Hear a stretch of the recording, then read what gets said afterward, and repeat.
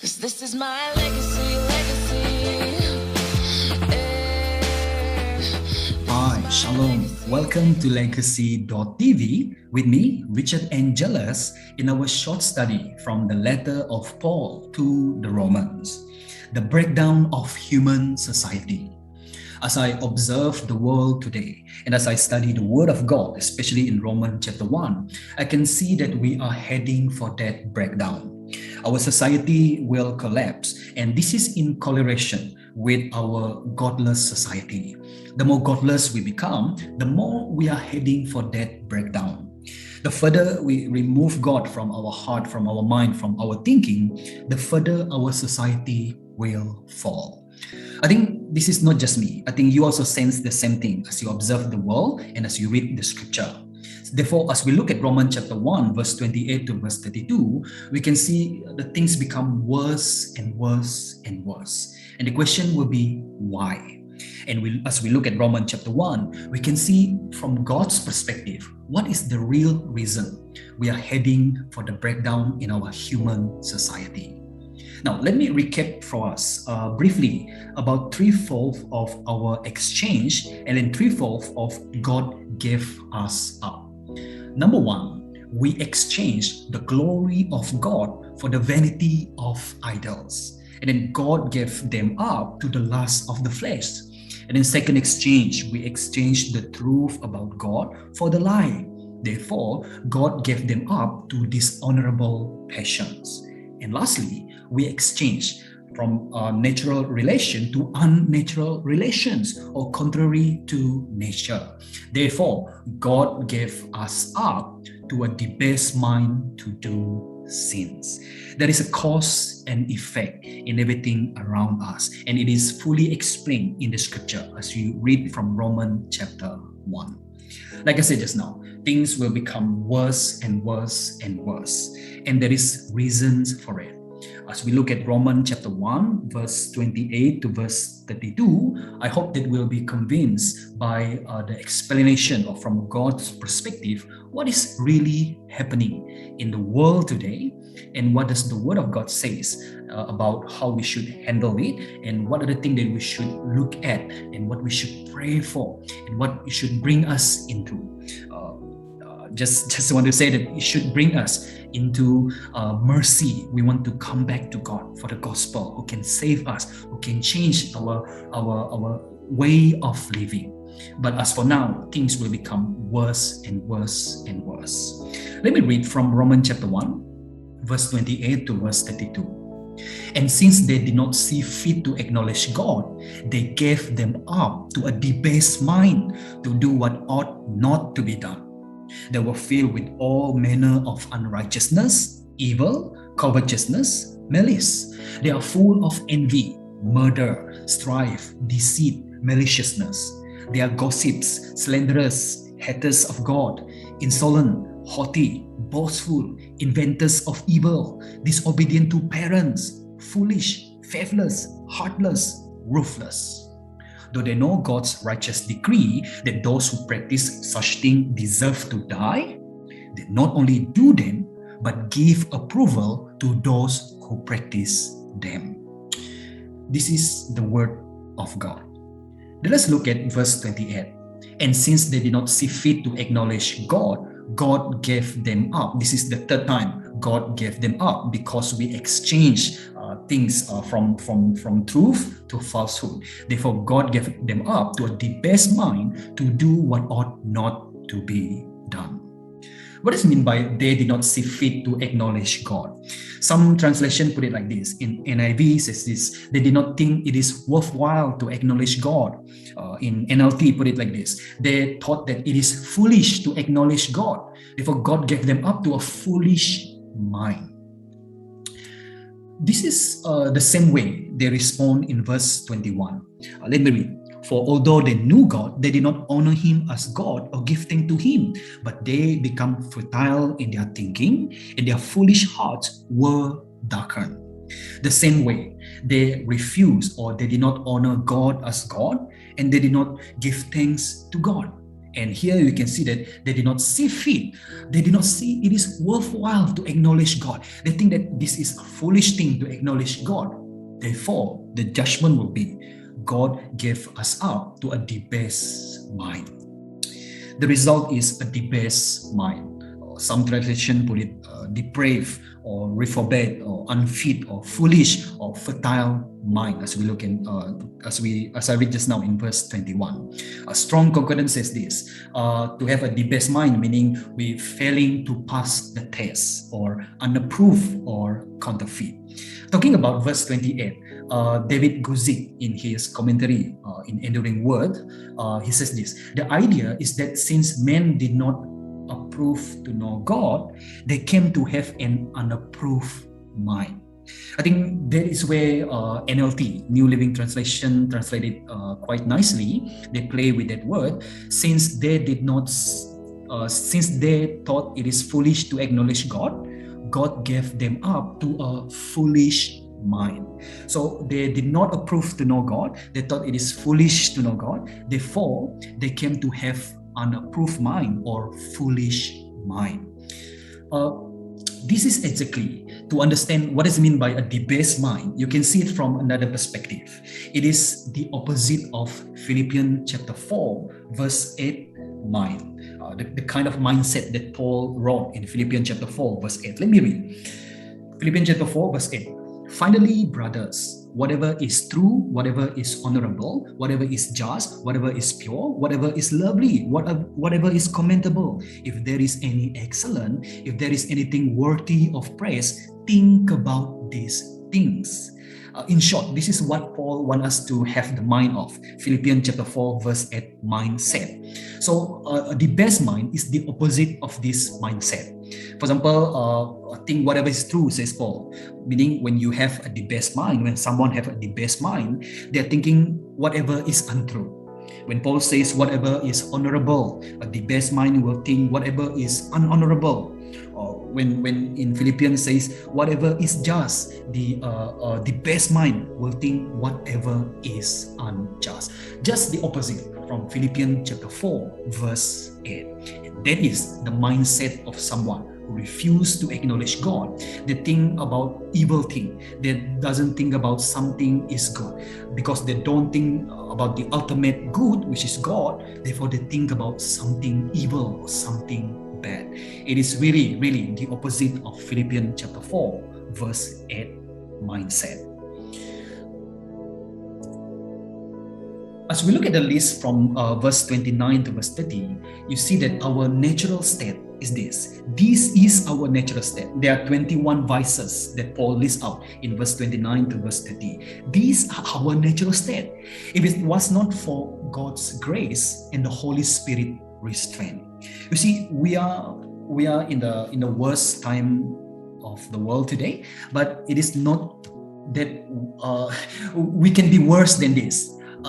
We can be worse. We can be more evil than who we are. But thanks be to God for His grace and for the Holy Spirit restraint. If it not for this, we will destroy ourselves. We become our human being. We will sabotage ourselves. We will kill ourselves. We will bring ourselves into destruction. But as for now, I still can see I think you can see that God's grace is still be with us, and His Holy Spirit is still restraining us from become worse and worse, or from us to become worse as fast as possible. You see, but there come a time when the Holy Spirit shall not strive forever with men, just like in Genesis chapter 6, when the Holy Spirit stopped restraining us from doing our sins. Then you can see the peak of our sinful nature, and then we become more worse, more evil than who we really are. These are our natural state. That's why I see that our human depravity is real. You cannot deny our human depravity. Just look at this word in verse 29. They were filled with, or they are full of. You see, they or we are not merely affected by some or few, but we are saturated with them. We are full of it. We are filled with all kind of sin in our natural state. Therefore, I say that human depravity is real. And not just human depravity is real, our human depravity is total.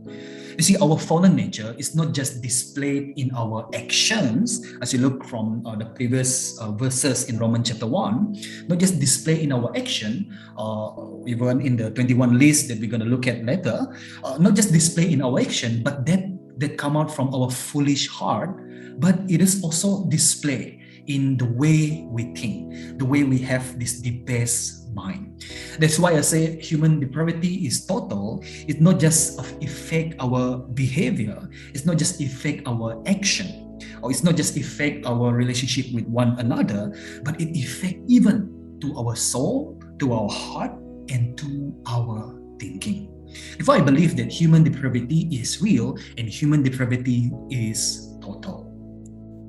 Now, let us look at these 21 things. Paul gave us a catalog of 21 things that they did that ought not to be done, says Paul in verse 28. And since they did not see fit to acknowledge God, God gave them up to a debased mind to do what ought not to be done. These are the 21 lists that we ought not to be done, but because we have a debased mind, we did it.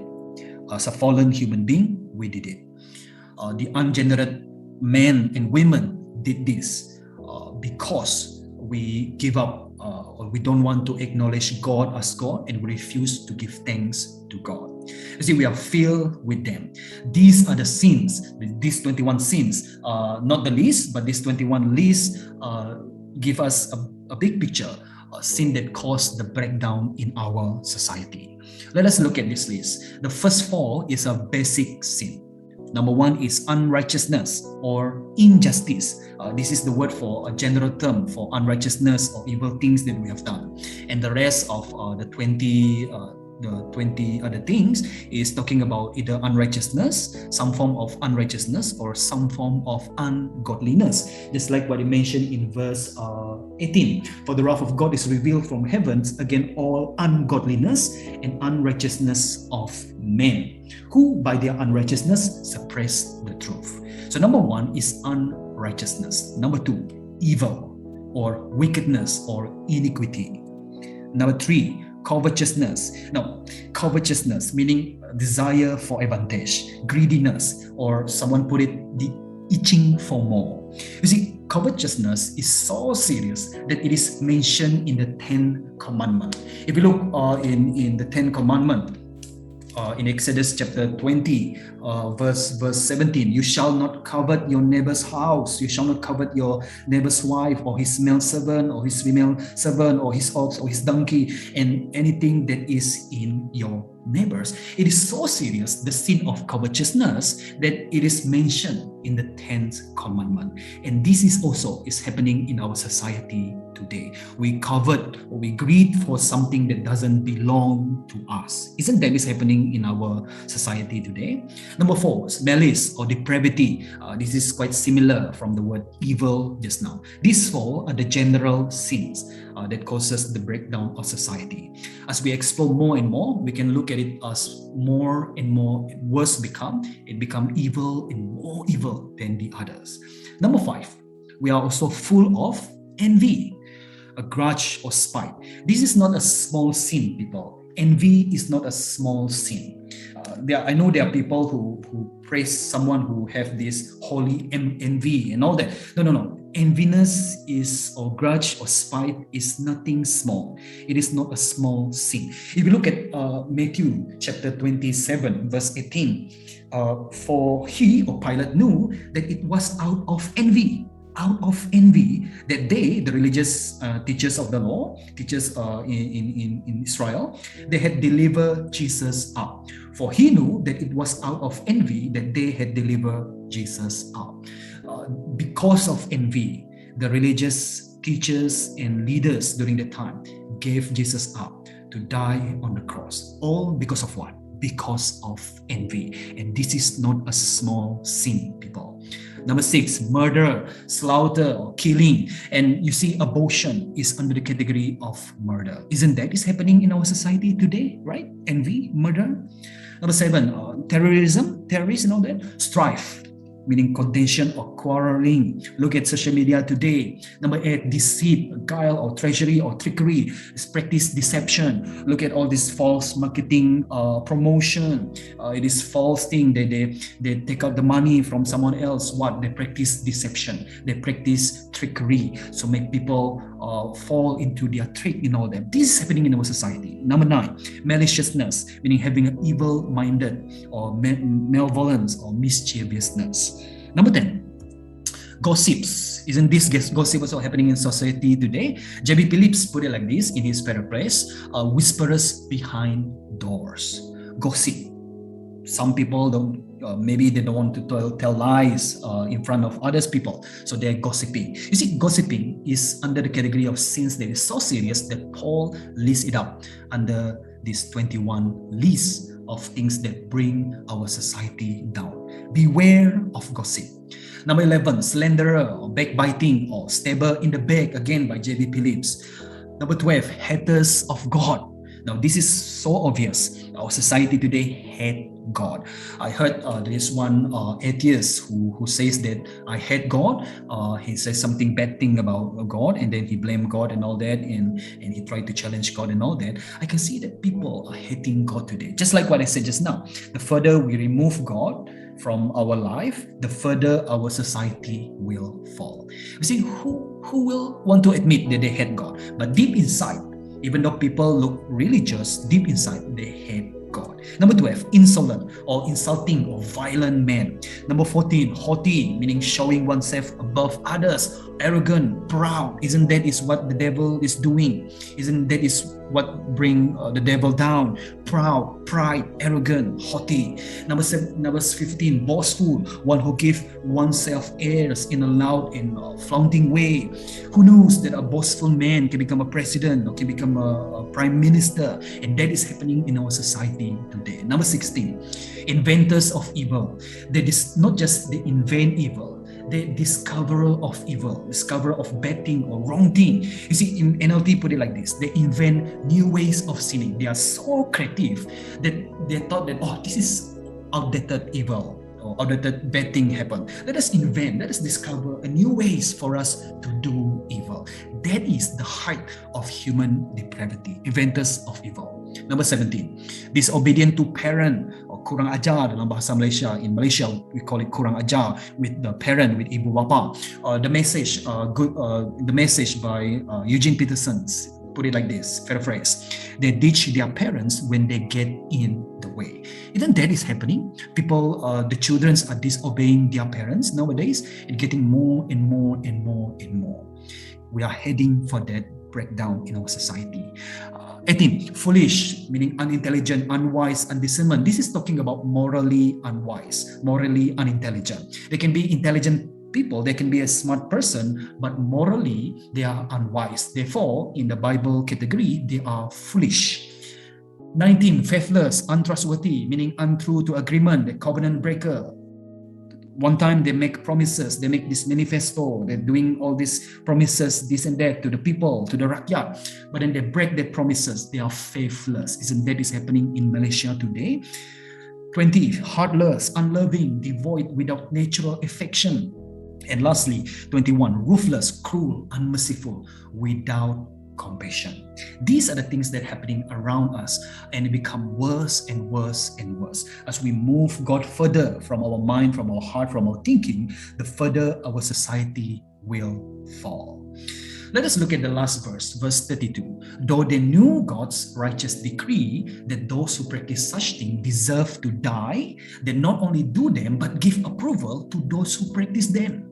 You see, not out of ignorance, but because they're ignoring the truth. Again and again, Paul says in verse 19, what can be known about God is plain to them. In verse 21, for although they knew God, and here verse 32, though they know God's righteous decree, they purposefully, they intentionally ignoring this truth. Therefore, the result will be this: they deserve to die. This is talking about not just physical death, but also spiritual death, and in second death, in afterlife.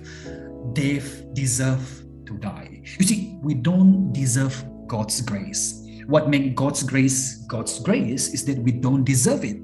But you see, what we actually deserve, without God's grace, we deserve to die.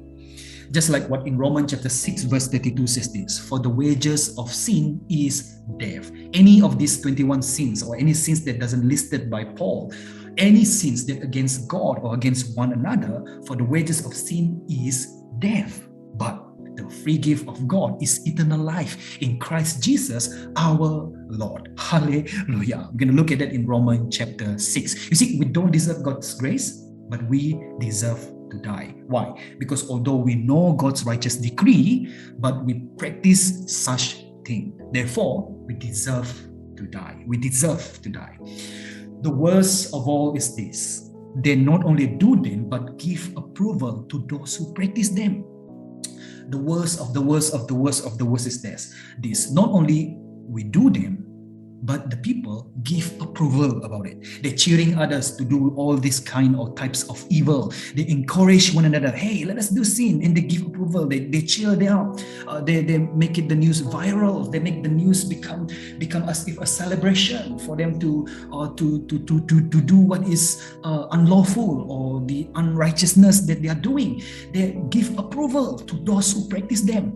I think that is the worst type of sin.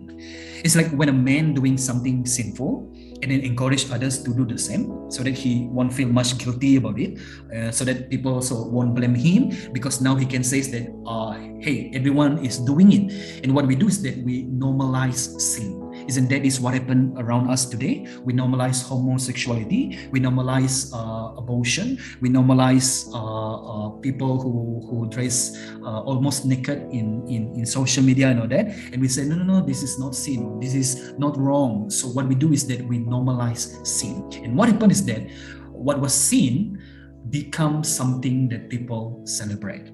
I think John Wesley, in his grief, he comments in verse 32, he says this is the highest degree of wickedness, when you not just do it, but you give approval to those who practice them.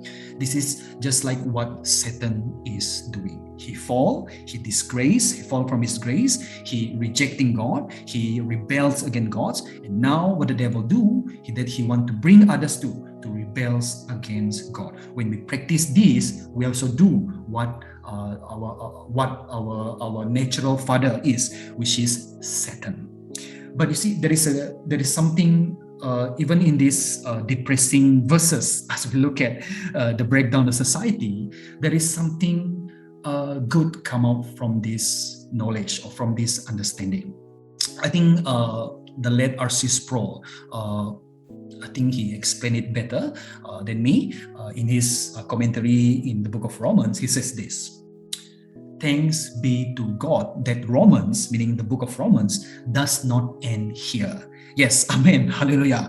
Thanks be to God that it is not ending with this depressed mode or depressed ending in Romans chapter 1. Thanks be to God that the book of Romans does not end here.